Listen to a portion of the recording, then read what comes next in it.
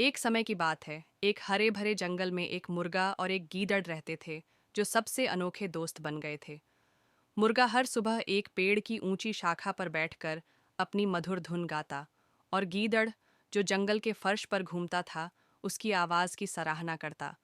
दोनों अक्सर बातें करते, जंगल की कहानियां साझा करते और एक दूसरे की संगति का आनंद लेते। बाकी जानवर उनकी दोस्ती देखकर हैरान थे, लेकिन मुर्गा और गीदड़ इन बातों की परवाह नहीं करते थे। उन्हें अपनी दोस्ती पर गर्व था।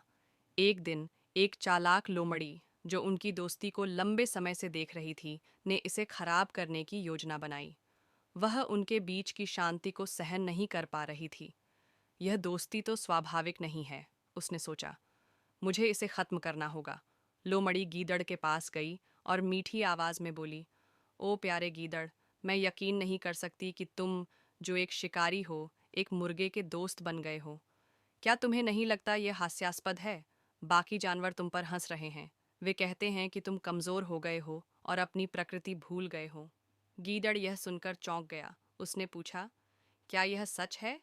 लोमड़ी ने चतुराई से जवाब दिया, बिल्कुल। अगर तुम अपनी ताकत साबित करना चाहते हो, तो उस मुर्गे को रात के खाने पर बुलाओ और उसे दिखाओ कि तुम असली गीदड़ हो।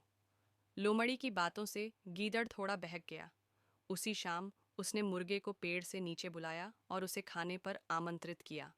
मुर्गा, जो गीदड़ पर भरोसा करता था, थोड़ी झिझक के बाद तैयार हो गया।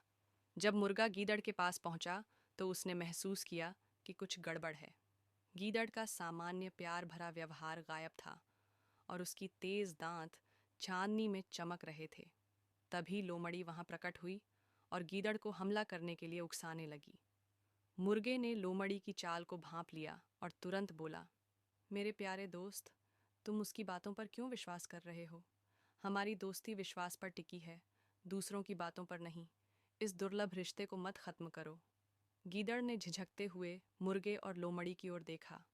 उसे उनकी खुशहाल यादें याद आईं, और उसने खुद पर शर्म महसूस की कि वह लोमड़ी की बातों में आ गया था।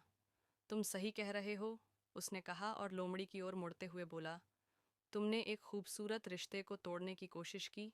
अब यहाँ से तुरंत निकल जाओ। लोमड़ी, अपने असफल प्रयास